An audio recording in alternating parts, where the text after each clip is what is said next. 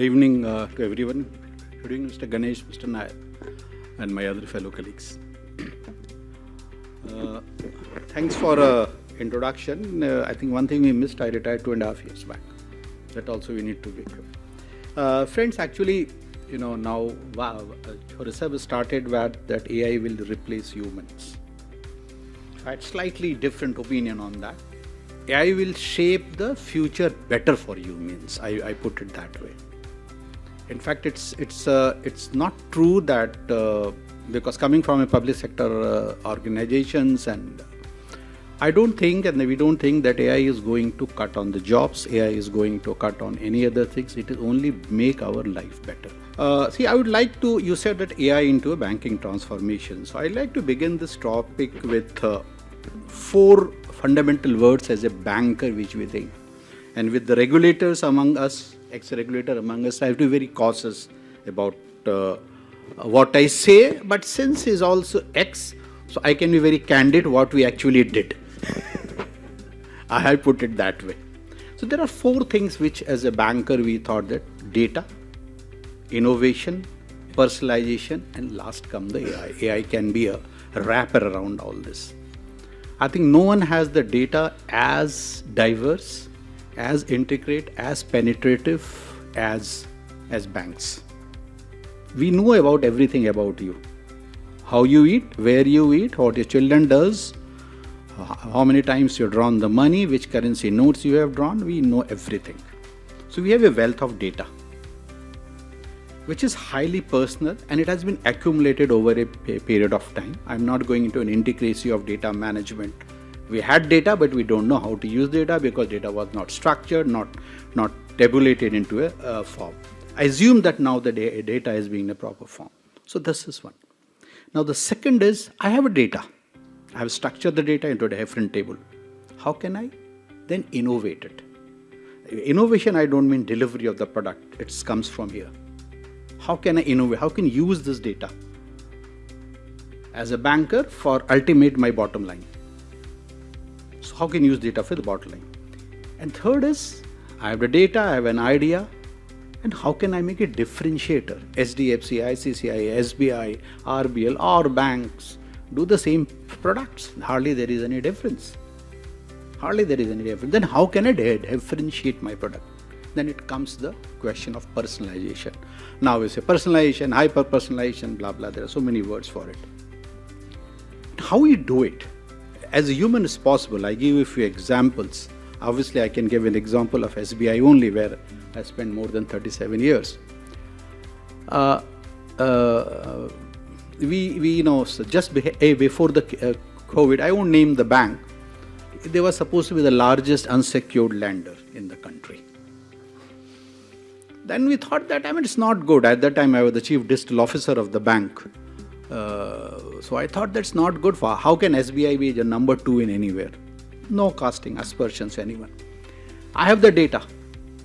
We built the simple rule engines, 400 data points we captured. Obviously, we had a team of data scientists, data analysts, data administrator, whatever thing, 30 people strong team. I think we are the first public sector bank to build up the ecosystem. Just a year and a half COVID. At the time, we are not aware that COVID is going to come. No AI, nobody has been able to predict it. Fine. Because of this, then we realized that we're sitting on a wealth of data. Just 4 data points. Put my people. We use some languages to analyze the data. It's the volume of data. Initially, we thought that we can do it manually. We have great bankers, a lot of good people with it. We can do it manually with using some seats and all. But then realized, no, it's not possible. So we did some languages, and with this 400 data points, we built unsecured loan books. Within 2.5 years, we have become the largest unsecured loan service provider in the country. Just 400. We evolved. There human comes. We built a model, we go on testing the model, and then finally human intelligence comes, you're able to interpret it. You have a predictive AI, generative AI, all the good words, fine. But ultimately it's a human which behind it. So what do you mean to say that as that for a banking sector, for a BFSI sector, or for any sector? In fact, I now sit on a board of around 2 companies which deal in manufacturing sector, steel manufacturing. There also this is there. They call it Industry 4.0. But then this comes the 3 fundamental issues which I am very much concerned. Trust, security, and do as a customer I am permitting you to use the data. I give one more example where we went on the wrong side of the regulator and we stopped that experiment. We saw that if you see SBI branches, you will always find the rush. People there is a rush, use rush. We call it as a branch choreography. I think probably from the Bollywood we got this word choreography. We got a branch choreography. So what we did is simply we was realign things, some table here, some table here. And if I know it was totally misfit. From urban branches to rural branches, my rush was same. Then we put a camera on the top. We did all the regulatory disclosure, you are being videographed, blah, blah, blah. We don't use for any other thing, just to use the movement. We got certain select sets of branches, got the camera done and got it the movement. Based on the movement, then you find that the placement of a service desk, placement of an ATM machine, I think the bankers should be able to correlate very clearly. Where my guard should stand, where my messenger, the messenger should stand, that we got it choreographed. But then there was some regulatory challenges, some complaint, then we got it back, but because ultimately we used to, from the facial recognition, we used to see whether the customer is satisfied or not satisfied. I give you a simple example using this. Again, it's links to AI and modeling. I still have customers, we still have customers who use passbooks. Same customer going to 2 different counters. In one counter, he pushed the passbook, he said the passbook, he got the passbook updated, and the gentleman had pushed the passbook like this. The customer was furious, though he was serviced promptly. Another way, that gentleman or the lady who was behind the counter, she took her own time to process, but say, sorry, this is your passbook. That customer was delighted. He was happy. With facial expression, he was happy, though he was served late. As per my TAT, he was late. So that is what we wanted to capture through AI, but unfortunately, we could not be able to do it. What I mean to say by all the small examples is that, the artificial intelligence or various forms of it, they offer immense potential to unlock the next wave of transformation. How? See, if you see in a banking, it's a phygital word. It's not a digital word. You have to have a person somewhere on the banking front. Whether it is a digitalization or it is an AI, it brings operational efficiency. It brings element of I serve my customer equally at all the time. That's the fundamental difference. I don't get charmed if my processes are there, AI is there, he won't get charmed by Mr. Ganesh Kumar or Mr. Nair or Joe Rishabh. He treats everyone equally, give the equal service. So brings an operational efficiency, obviously customer experience, and ultimately helps my bottom line. And it also makes me regulatory compliant. Compliant in the sense in terms of the standards and all. So this is how the AI is going to change banking, and over a period of time, it was a buzzword, but over a period of time, if you see the BFSI sector has adopted these practices to give improved customer experiences.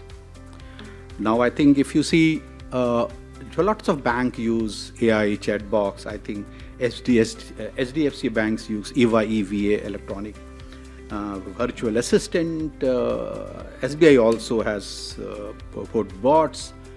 I understand the pain of implementing these bots, because it's not the bots, it's the because the languages which my customers use, the way you talk, the way you type, it's entirely different. So training the EVA or retrieving these bots was much more problem than probably creating this EVA. But it does help. Because how it helps? If you talk to human being, he did not get, he is not you're responding, you're shouting at him, he shouts you back. Eva unfortunately cannot shout back. So that's the, maybe you reserve with AI, Eva may shout back. I don't know that day. But right now it is no. Another area which AI as a banker, we use it is for a financial closing. So probably in this audience it may not be of much talk after, but the fact remained that whatever the India digitization has happened, the people at the what you call Bharat or the bottom of the pyramid, they have a lot of contribution today. You take care of your UPI transactions. Who does it maximum? So therefore, it does help us in things. Another area which probably we need to work upon is how this AI can develop a credit worthiness of a new to the bank customers or new to the credit customers using unstructured data. There are methods, there are various modeling things, and few of the fintechs are doing it. Now, everybody, when it comes to AI, we talk of credit. How can I give faster credit? How can I give my customer a better experience? But I think as a banker, AI is much useful if I'm able to detect the fraud. If I'm able to make my risk management most robust. That is the two fundamental principles in the fraud, in the risk management. I give an example from SBI around something on 1920 and all. We create everything in-house. We created a mule detection system and we created an early warning signal for our branches. Simple logic. Certain accounts, if there is continuous debits in that accounts, flash goes up. You sit in Mumbai, my teller is assessing the account at let's say Bhubaneswar branch, alert goes. Once, twice, alert goes. I cannot stop because we are 24/7. You are not a customer of a branch, you are a customer of a bank. But then if this things happens, then so this models we started being, we also did a model for a mule accounts, and it was a very successful model. We have been able to understand the mule account, the flow of money, how it goes, based on the behavior of an account, how the money comes and goes. Obviously, this require a large language modeling, but then we did it. It was a pilot, no doubt, because SBI had a pilot, few branches, and it's successful. We do it. I think few of the other banks also do it. If I recollect, ICICI Bank is also here, so it's not right for me not to name ICICI here. So ICICI Bank also utilizes AI and machine learning to prevent fraud and secure digital transactions.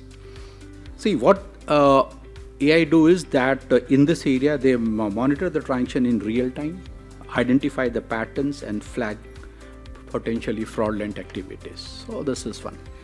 Now comes, which is I think that I must tell is about is the how can I balance innovation with the adequate control for AI? Ethical use, regulatory oversight and compliance is a must. This is a must. What should we use? We should address the data privacy concerns, and obviously we maintain the human oversight. See, the transparency in any AI model is critical. As a customer should understand how their data is being used, how decisions are being made. The banking sector, we adhere to the ethical AI practices. As a consumer, I have a right to know which data are being used. DPD is okay, GDPR is already implemented across the world, but I think our data protection, personal data protection bill is going to come. Even if it does not come, the regulators are very strict about use of a personal data. Let us be very clear on this data. Pardon me by saying that the fintechs sometimes they say it is not written, so I can do it. No. Even if it is not written, intent is very clear. Please don't tread the path. Please don't tread the path. So that's my saying. And obviously in the debt collection, Jorissa was very clearly about it in debt collection. I think this is one of the, even in a BFSI sector, this is one of the area where it's what you can say not a very high flyer area. You know, the debt collection manager, oh, theek hai, he will do something, boss.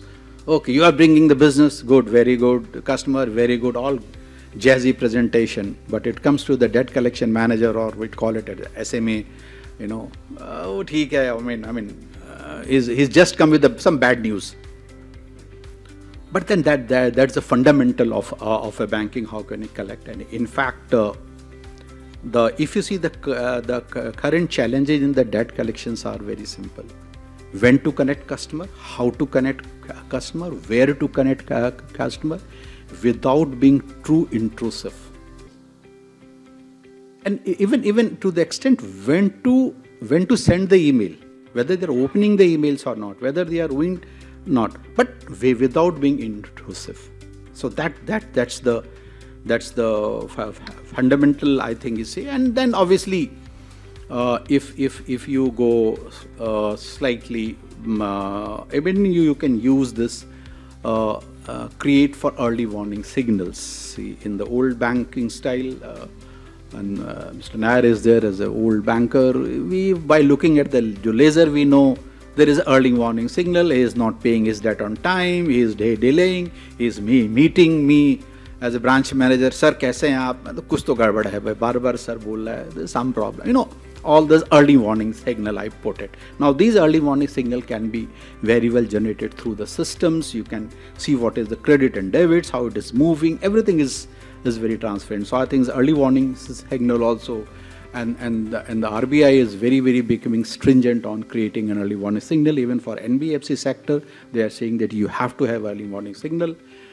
If you see this, ultimately this early warning signals and all this, if you do not have a proper credit risk monitoring system, then the AS will already come. If you do not have a credit risk assessment system, they're all linked to each other.